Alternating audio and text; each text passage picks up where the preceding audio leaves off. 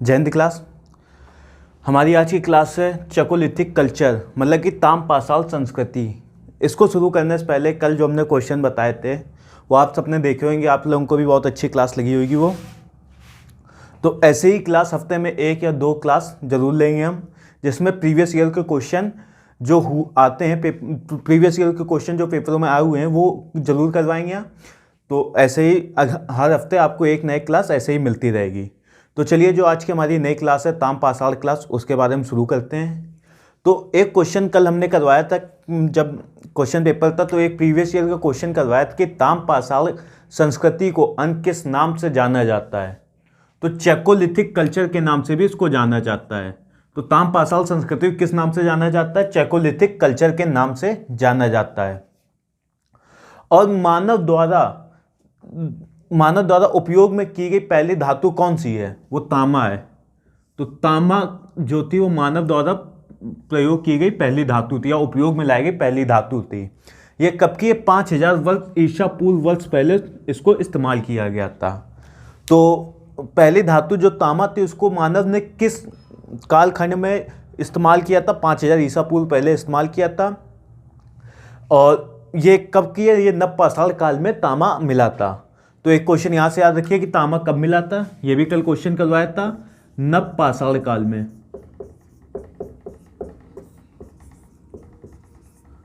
तो नव पाषाण काल में क्या मिला था? तांबा मिला था। कितने वर्ष पहले? 5000 ईसा पूर्व वर्ष पहले। और इसका केंद्र, जो ताम पाषाण संस्कृति का केंद्र बताया जाता था, वो यूपी उत्तर प्रदेश का दोआब क्षेत्र था।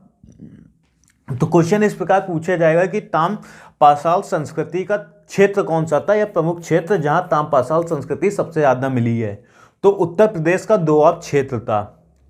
काले एवं लाल मृदभांड प्रचलित थे। काले एवं लाल मृदभांड प्रचलित थे।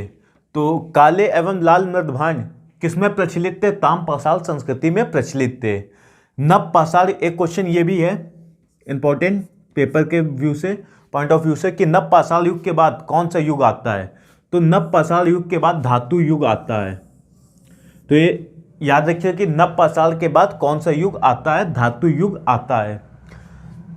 और पत्थर और तांबे के औजार पर आधारित थे। जो ताम पाषाण संस्कृति थी वो पत्थर और तांबे के औजारों पर आधारित थे। जब तांबा मिला था तो जो मानव था इस काल का, नव पाषाण काल का, उसको खेती करने में या शिकार करने में उसको आराम हो गया, क्योंकि पत्थर के जो नुकीले आगे जब बनाते थे, वो नुकीला, जैसे भाले की देख लीजिए, भाला में जब ये भाला होता है इसके आगे जब ये बनाने लगे थे तो ये पत्थर का जो होता था वो ज़्यादा अंदर तक नहीं जाता था। जब उन्होंने इसके स्थान पर, पत्थर के स्थान पर जब यहाँ तांबा लगा लिया तो वो जब जानवर को मारते तो वो काफ़ी अंदर तक, गहरा तक उसका मतलब काफ़ी गहरा अंदर चला जाता था। या जब खेती करते थे हल के रूप में प्रयोग करने लगे थे, लेकिन इसका इतना उपयोग नहीं हुआ था तांबे का। इसके बाद जब लौह काल में हुई थी, लौह काल के बाद तो क्रांति, एक तरीके से जो इतिहास में क्रांति कही जाती है वो लौह काल से शुरू होती मानव के लिए। तो पत्थर और तांबे का औजारों पर आधारित कौन सा काल था? ताम पाषाण संस्कृति थी। और इसके लोग कैसे थे? ग्रामीण लोग थे। और एक यहाँ क्वेश्चन लिख लीजिएगा, इसी के समकालीन जब वो चल रही थी, हड़प्पा सभ्यता के लोग, हड़प्पा सभ्यता के लोग शहरीकरण के थे, मतलब कि वो शहरी जीवन था, शहरी जीवन था।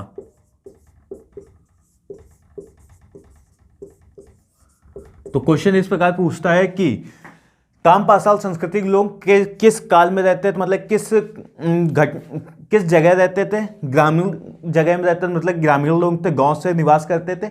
लेकिन उसी के समकालीन हड़प्पा सभ्यता के लोग शहरी जीवन व्यतीत करते थे। तो हड़प्पा सभ्यता के लोग कैसा जीवन व्यतीत करते? शहरी जीवन। और ताम पाषाण संस्कृति के लोग कैसा जीवन व्यतीत करते? ग्रामीण जीवन व्यतीत करते थे। और इसका मुख्य क्षेत्र कभी कभी पूछ लेते हैं कि इसके मुख्य क्षेत्र बताइए। तो ताम पाषाण संस्कृति के मुख्य क्षेत्र राजस्थान में कहाँ मिले? बनास घाटी से।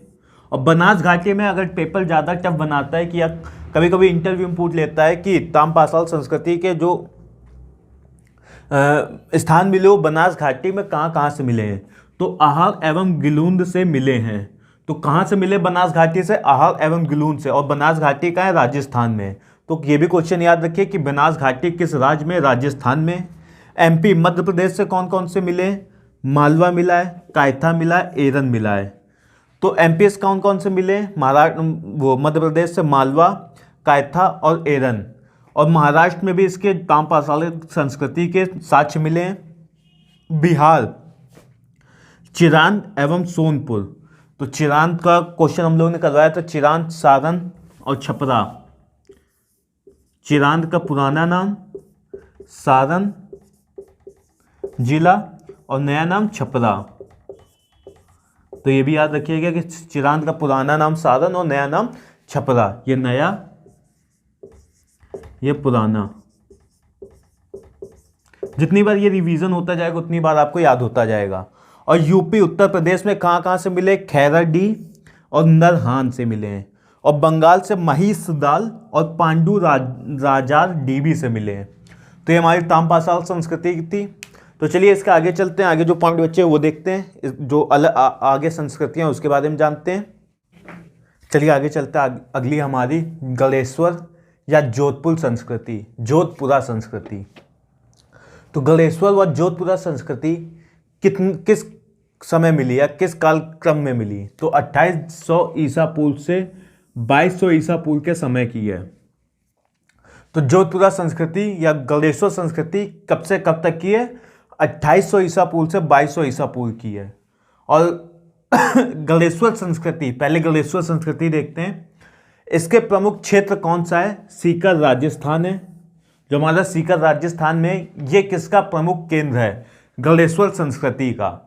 अब गलेश्वर संस्कृति का उत्खनन किसके द्वारा किया गया? आरसी अग्रवाल द्वारा किया गया। कब? 1977 ईस्वी को। तो गलेश्वर संस्कृति कहाँ की है? सीकर राजस्थान। और इसका उत्खनन किसने किया? आरसी अग्रवाल ने कब किया? 1977 ईस्वी में किया है। और ताम्रयुगीन सभ्यताओं की जननी किसको कहा जाता है? गलेश्वर को। तो ताम्रयुगीन सभ्यताओं की जननी, ताम्रयुगीन सभ्यताओं की जननी कौन है? गलेश्वर संस्कृति है। क्वेश्चन याद कर लीजिएगा, मोस्ट इंपॉर्टेंट क्वेश्चन की ताम्रयुगीन सभ्यताओं की जननी कौन सी है? गलेश्वर संस्कृति है। गलेश्वर प्राक हड़प्पा सभ्यता का केंद्र थी। जो प्राक हड़प्पा था, फिर उसके बाद प्राक हड़प्पा आया था, उसकी सभ्यता का केंद्र कौन था? गलेश्वर संस्कृति थी। तो क्वेश्चन इस प्रकार पूछा जाए कि प्राक हड़प्पा सभ्यता का केंद्र कौन सा था? 4 ऑप्शन दिए जाएंगे, उसमें गलेश्वर संस्कृति, हमारा गलेश्वर जो जगह का नाम था वो था। तो प्राक हड़प्पा सभ्यता केंद्र कौन सा था? गलेश्वर था। और गलेश्वर से हड़प्पा सभ्यता को तांबे की आपूर्ति होती थी। जो हड़प्पा सभ्यता को तांबा मिलता था वो कहाँ से मिलता था? गलेश्वर से मिलता था। तो तांबे की आपूर्ति हड़प्पा सभ्यता को कौन करता था या कौन सा शहर करता? तो गलेश्वर करता था। और मतलब तांबे की आपूर्ति करता है, ये किसी तांबे खान के पास होगी। तो गलेश्वर कौन से तांबे की खान के पास थी? खेतली या झुंझुनू जो नाम की जगह है, जो खान है वहाँ पे तांबे की, उसके पास थी। तो गलेश्वर खेतली या झुंझुनू तांबे की खानों के पास थी। तो कहाँ किसके गलेश्वर किस तांबे खान के पास थी? खेतली या इसको झुंझुनू भी कहा जाता है, वहाँ उसके पास स्थित थी। और गलेश्वर से तांबे के तीर, तांबे के भाले, तांबे के मछली पकड़ने के कांटे और तांबे की चूड़ियाँ और तांबे की छेनी मिली है। मतलब जितना सामान मिला ये सब तांबे का है। तो तांबे की तीर, तांबे के भाले या तांबे के मछली पकड़ने के कांटे, तांबे की चूड़ी या तांबे की छेनी कहाँ से मिली? गलेश्वर से मिली है। गलेश्वर संस्कृति से मिली है, गलेश्वर से मिली है। और गलेश्वर संस्कृति के लोग या मानव किस प्रकार अपना जीवन व्यतीत करते थे? वो शिकार, आखेट या कृषि पर निर्भर थे। तो गलेश्वर संस्कृति के लोग शिकार और कृषि करते थे। उसके बाद हमारी जोधपुरा संस्कृति। तो जोधपुरा संस्कृति किस नदी किनारे स्थित है? तो साबी नदी किनारे स्थित है। तो जोधपुरा संस्कृति किस नदी किनारे स्थित है? साबी नदी किनारे स्थित है। और जोधपुरा कहाँ पे है? तो जोधपुरा जयपुर राजस्थान में है। तो इसका प्रमुख क्षेत्र या जोधपुरा संस्कृति कहाँ पर मिली है? तो जयपुर राजस्थान में मिली है। और राजस्थान में जोधपुरा, जयपुर एवं नो भरतपुर से काले एवं लाल मृतभांड मिले हैं। काले एवं लाल मृतभांड कहाँ से मिले? जोधपुरा जयपुर से, नो भरतपुर से। यहाँ वो काले एवं लाल मृतभांड संस्कृति के बर्तन मिले हैं। तो काले और लाल मृदभांड संस्कृति के बर्तन कहाँ से मिले? जोधपुरा, जयपुर एवं नौ भरतपुर से मिले हैं। तो चलिए आगे चलते हैं, आगे हमारे जो अगली संस्कृति उसके बारे में देखते हैं। चलिए अगली हमारी बनास घाटी या आहल संस्कृति। तो बनास घाटी या आहल संस्कृति का समय कितना था? 2100 ईसा पूर्व से 1500 ईसा पूर्व के बीच का समय आहल संस्कृति या बनास घाटी संस्कृति का था। तो बनास घाटी या आहल संस्कृति का समय कितना था? 2100 से 1500 ईसा पूर्व के बीच था। और बनास घाटी का केंद्र, मतलब बनास घाटी जहाँ जहाँ से मिली उसका केंद्र क्या था? आहलता, गिलुंद, मरमी एवं बलाथल था। तो आहल संस्कृति का केंद्र कौन कौन सा था? आहल, वो बनास घाटी का आहल था, गिलुंद था, मरमी था एवं बलाथल था।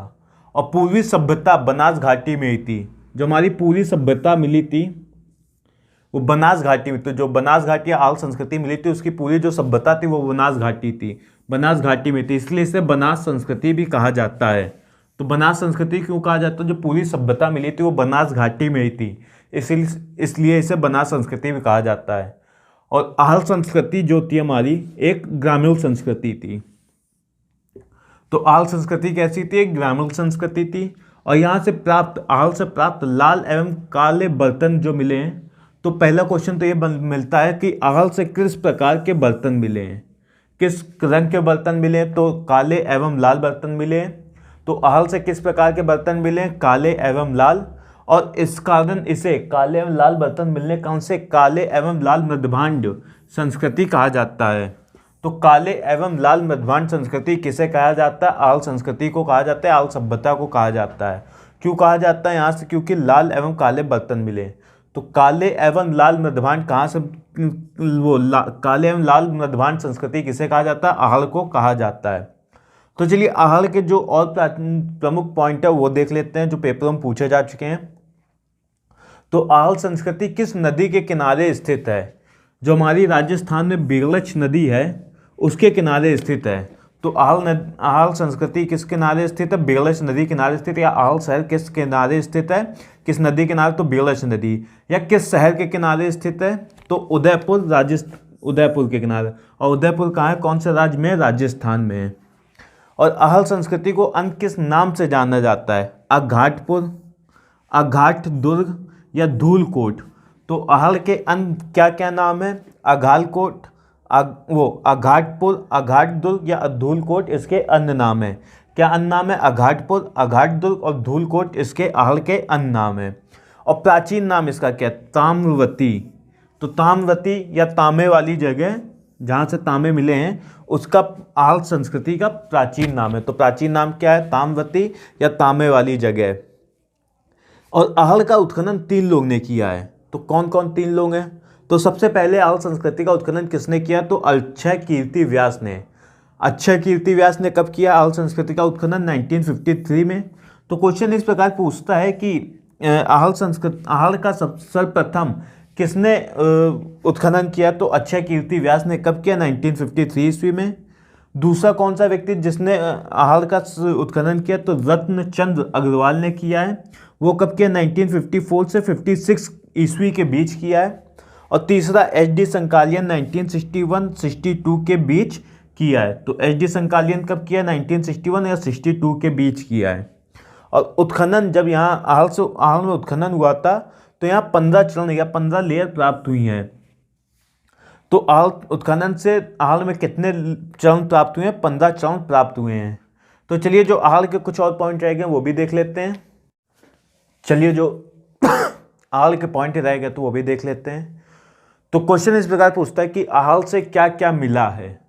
तो आहल से कौन कौन सी वस्तुएं मिली हैं? तो देखते हैं इसकी इंपॉर्टेंट वस्तुएं जो जो आहल से मिली हैं। 6 ताम्र मुद्राएं मिली हैं। 6 ताम्र मुद्राएं, 3 मोहरें मिली, यूनानी भाषा की मुद्रा मिली। एक मतलब कि सिक्का मिला वो उसमें यूनानी भाषा लिखी हुई है। गेहूं, जौ, गेहूं, चावल, ज्वार, बाजरा के साक्ष्य मिले हुए। तो गेहूं कौन सा ऐसा स्थान है जहां से गेहूं, चावल, ज्वार व बाजरा के साक्ष्य मिले? वो आहल है।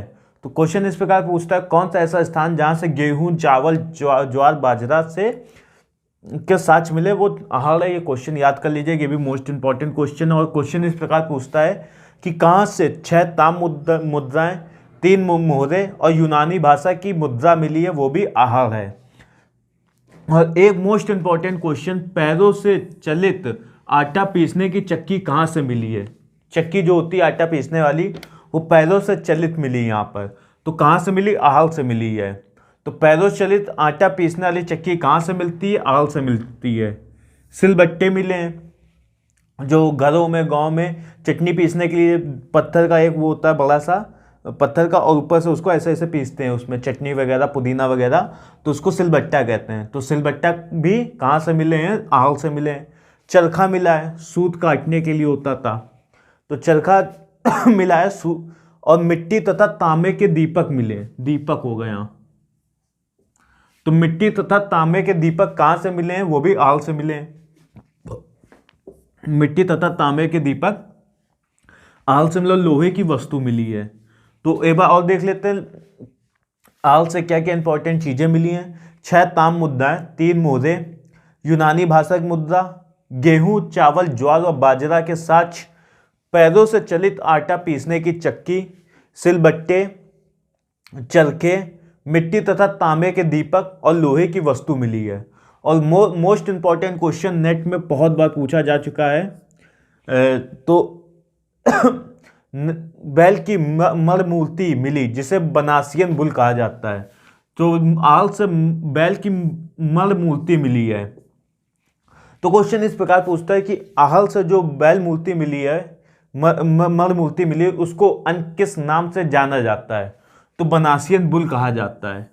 यह क्वेश्चन इस प्रकार पूछता है कि बनासियन बुल किसे कहा जाता है, तो बैल की मड़ मूर्ति को। और क्वेश्चन इस प्रकार पूछता है कि बनासियन बुल कहाँ से मिला है, वो आहड़ से मिला है। या बैल की मड़ मूर्ति कहाँ से मिली है, वो आहड़ से मिली है। क्वेश्चन किसी भी टाइप से पूछ सकता है। तो चारों प्रकार जो क्वेश्चन पूछने के तरीके हैं वो बता दिए हमने आपको। अगला हमारा, अनाज रखने के लिए बड़े मृदभांड मिले, जिसे गोरे एवं कोट कहा जाता था। तो मृदभांड तो बनने लगे थे, लेकिन जो अनाज रखने के लिए बड़े मृदभांड कहाँ से मिलते हैं, तो आहड़ से मिलते हैं। और इन्हें अन्य किस नाम से जाना जाता, जो वहाँ से मृदभांड मिले आहड़ से, उसे अन्य किस नाम से जाना जाता था, तो गोरे एवं कोट के नाम से जाना जाता। तो ये भी एक क्वेश्चन पेपर के पॉइंट ऑफ व्यू से बहुत इंपॉर्टेंट हो गया है कि गोरे एवं कोट किसे कहा जाता है, तो बड़े मृदभांड को कहा जाता है। और बड़े मृदभांड कहाँ से मिले हैं, तो आहड़ से मिले, जिसे गोरे एवं कोट कहा गया है। और भारत में लोहे के प्राचीनतम साक्ष्य आहड़ से मिले हैं। तो ये मोस्ट इंपॉर्टेंट क्वेश्चन ऐसे ही हो जाता है कि भारत के प्राचीनतम साक्ष्य या सर्वप्रथम साक्ष्य कहाँ से मिलते हैं, आहड़ से मिलते हैं। अगला हमारा जो आहड़ सांस्कृतिक केंद्र था वो गिलुन था। तो आहड़ सांस्कृतिक केंद्र कौन सा अगला हमारा, गिलुन, जो राजस्थान में है। तो राजस्थान के पेपरों में ये बहुत क्वेश्चन पूछे जाते हैं। राजस्थान के किसी ने पेपर दिया होगा तो ये क्वेश्चन बहुत पूछे जाते हैं वहाँ से। तो गिलुन कहाँ पे, राजस्थान में, या अदर पेपरों में भी ये क्वेश्चन बहुत मिलते हैं। और इसका उत्खनन किसके द्वारा किया गया है, गिलुन का उत्खनन किसके द्वारा किया गया है, बीबी लाल के द्वारा 1959-1960 में इसका उत्खनन किया है। तो गिलुन का उत्खनन कब हुआ है, 1959-1960 में हुआ है। और किसने किया, बीबी लाल के द्वारा किया गया है। और गिलुन एकमात्र ताम पाषाण स्थल जहाँ से पक्की ईंटों के साक्ष्य मिले हैं। मतलब जितने भी ताम पाषाण स्थल थे उनमें से एकमात्र स्थल गिलुन है जहाँ से पक्की ईंटों के साक्ष्य मिले हैं। तो एकमात्र स्थल जहाँ से पक्की ईंटों के साक्ष्य मिले हैं, ताम पाषाण स्थल जहाँ से पक्की ईंटों के साक्ष्य मिले, वो कौन सा है, गिलुन है। और आहड़ संस्कृति का स्थानीय केंद्र था, जो हमारी आहड़ संस्कृति था उसका स्थानीय केंद्र कौन सा था, गिलुन था। तो आहड़ संस्कृति का स्थानीय केंद्र कौन सा है, गिलुन है। और प्रस्तर फलक उद्योग भी मिले हैं। तो प्रस्तर फलक उद्योग कहाँ से मिले, वो भी गिलुन से मिले हैं। उसके बाद हमारा बालाथल, जो कि उदयपुर में, और ये भी आहड़ संस्कृति केंद्र था। तो बालाथल उदयपुर राजस्थान में, और ये आहड़ संस्कृति का केंद्र था। तो बालाथल, तो क्वेश्चन इस प्रकार पूछा है कि आहड़ संस्कृति केंद्र कौन सा, बालाथल। या बालाथल कहाँ पे स्थित है, तो उदयपुर में स्थित है। और नवीनतम ज्ञात ताम पाषाण स्थल है। तो कौन सा ऐसा स्थल है जो नवीनतम ज्ञात हुआ ताम्रपाषाण स्थल? तो बालाथल है। तो नवीनतम ज्ञात ताम्रपाषाण स्थल कौन सा? बालाथल है। और इसकी खोज किसने की थी? 1962-63 ईस्वी में वीएन मिश्र के द्वारा की गई थी। और इसका उत्खनन भी वीएन मिश्र के द्वारा किया गया था 1993-1994 ईस्वी में। तो बालाथल की खोज 1962-63 ईस्वी वीएन मिश्र, और उत्खनन भी वीएन मिश्र ने किया 1993-1994 ईस्वी में इसका उत्खनन किया है। और मोस्ट इंपॉर्टेंट क्वेश्चन कि कुष्ठ रोग की प्रथम जानकारी या कुष्ठ रोग की जानकारी कहाँ से प्राप्त होती है? तो बालाथल से प्राप्त होती है। तो कुष्ठ रोग की जानकारी कहाँ से प्राप्त होती है? बालाथल से प्राप्त होती है। तो ये चलिए आज हमारा आज का टॉपिक, कल इसके आगे शुरू करेंगे जो हमारी मालवा संस्कृति है, इसी में आगे वो चालू करते हैं। कल ये संस्कृति पूरी हो जाएगी।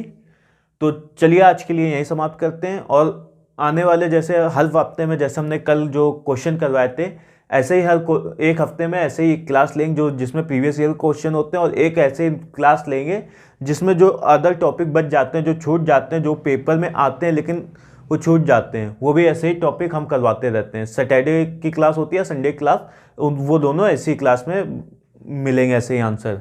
तो चलिए आज की क्लास यहीं समाप्त करते हैं। तो कल आगे मिलते हैं इसी के आगे मालवा संस्कृति के। तो आज के लिए जय हिंद।